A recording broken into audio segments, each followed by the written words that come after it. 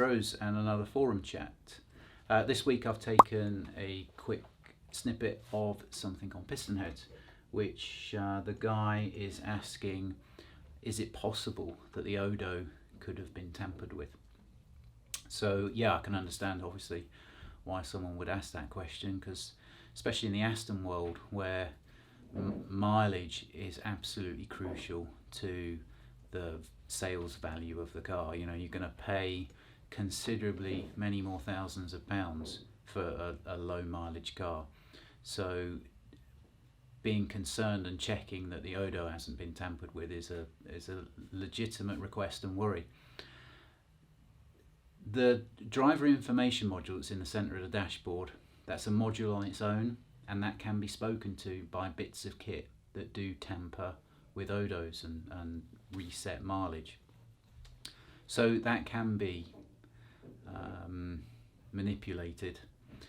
What can't be manipulated is the mileage in the body control module. So when you get Aston Martin diagnostic system, the AMDS laptop that everyone knows about, then when you connect to that, the opening screen on that page is the VIN number, a few software IDs that are in different modules, and then a body module mileage and an Odo mileage, and the two should obviously tally.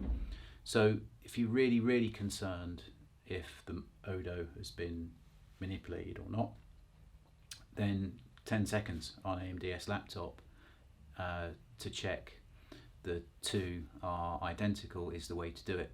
Obviously there's more old-fashioned ways. Log on to the government website, check the MOT history, write that down year on year, go and check that against the service book, write those down, see if you can align the two. Any invoices that the car has got, write that down on a third column, try and align everything, and you can easily see there if something's amiss. But there is a way to check the body module mileage through MDS, so a couple of options there.